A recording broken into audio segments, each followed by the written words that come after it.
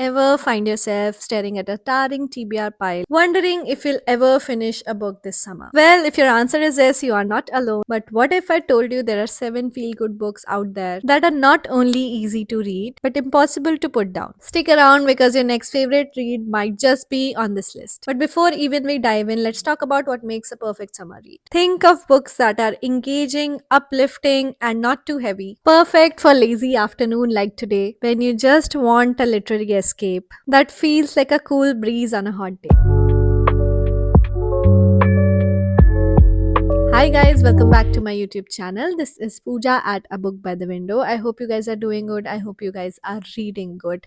As I came up with a spring reading list, it's almost summer. What do you know, right? It's the starting of August, and August is kind of the time where summer is at its peak and all the people are doing summery activities, and reading is one of the summer activity that really makes you feel hot. So today we are going to talk about some summer reads that you can read this summer to keep your mood uplifted and feeling sunny and happy. But before that, if you haven't already, subscribe to the channel. If you like book related content, book recommendation, book list, or you want to get back to that reading habit you have been putting off for so long, I'm going to be your inspiration to do that. And for that, you need to subscribe to the channel. By the end of the video, if you like today's video, make sure you like it, share it with your friends and family, and as I said, subscribe to the channel. With that self promotion out of the way, let's get into the list. Book number one in the list is The Summer I Turned Pretty by Jenny Han. Now, the series adaptation of this book is getting really popular these days, and this is why this book is on the top of the list. This book captures the unforgettable feeling of summer youth. First crushes, complicated friendships, and that bittersweet feeling when childhood starts to fade away. Jenny Han takes you to Cousin's Beach, where Isabel, Belly Conklin, spends every summer, and through her eyes, you experience the joys and heartbreaks that come with growing up. It is nostalgic and tender sweet in a way that makes you wish that summer should last forever. Belly's reflection, moments when lost cannot be found again. They are just gone. Really hits home, reminding us to cherish these fleeting moments. This book wraps up all the emotions of youth in a light, easy read you can breathe through on a warm afternoon. Number two book is The Rosie Project by Graham Simpson. This book brings humor and heart in equal measures. Don Tillman, the socially awkward genetics professor, approaches love like a science experiment, designing a perfect questionnaire to find his perfect match. But then Rosie comes along, who is nothing like his perfect partner, at least on paper, and then she turns his world upside down. What makes this story stand out is Don's unique perspective and his unique voice, full of sincerity and awkward charm. When he says people are not like scientific theories, they can't be reduced to a single variable, you realize this isn't just a quirky romance. It is about understanding love in its most genuine form. It is a fresh and funny take on finding connection when you least expect it. Book number three is Eleanor Oliphant is Completely Fine. This book tells a deeply moving tale about loneliness and healing. Eleanor lives a very structured, solitary life, carefully avoiding social interactions, until a chance encounter starts to unravel the walls she has built around herself. What really struck me was the way the book handles heavy topics of isolation with humor and grace. Eleanor's line these days, loneliness is the new cancer, a shameful, embarrassing thing brought upon yourself in an obscure way, captures how isolating life can feel in modern times. The story gently nudges you to think about kindness, mental health, can spark profound change. It is a heartfelt story, but it never feels too heavy because it is told in a very humorous and deeply connecting manner, something that is perfect as a summer read.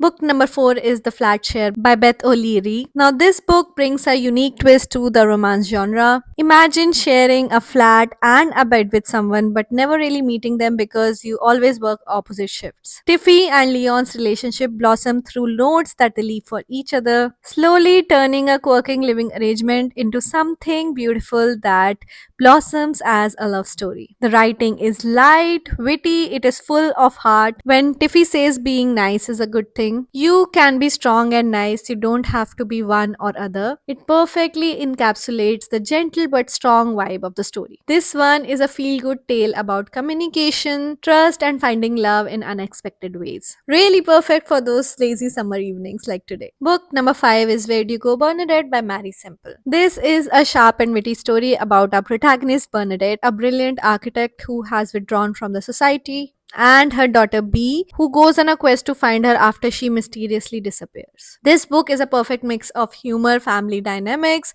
and with a tinge of mystery. Bernadette's blunt humor really shines through as she says, "You are bored, and I'm going to let you in a little secret about life. Boredom is a choice." It is a really refreshing reminder to break free from the monotony of life every once often and embrace life for all what it has in store for you, which really do makes this book a really insightful but a lightweighted, light-hearted, perfect summer read. Book number 6 in this list is The 100-Year-Old Man Climbed Out of the Window and Disappeared by Jonas Jonasson. The title itself is really quirky, really funny, and it attracts a lot of readers just because the title is so convoluted and it draws you in, right? This is indeed a wildly entertaining book.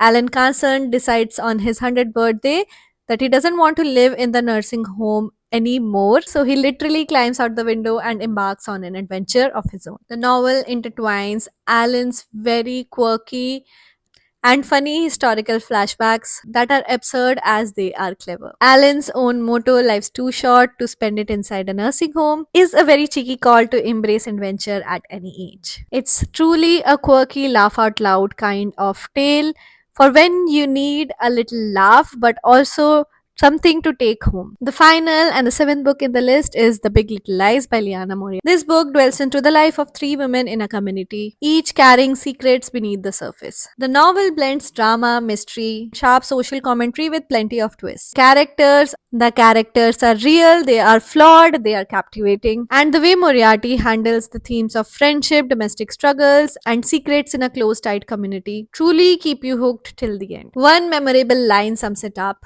They say it's good to let your grudges go, but I don't know. I'm quite fond of my grudge.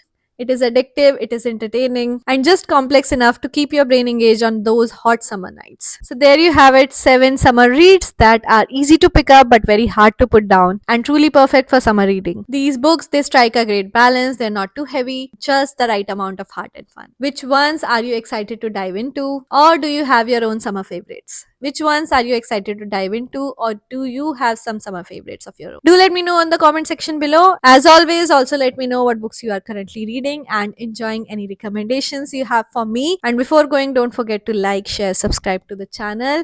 Share this video with your friends and family who you want to share this list with, or if you want to keep it for yourself, that's also fine.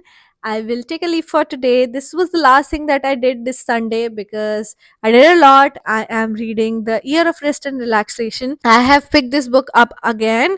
I have listened to this book long time back as an audiobook, but I have no recollection of having read this book. So it's gonna be a fun ride. So far, I really like it. What are you guys currently reading? Do let me know. I will take a leave for today. Until then, happy reading.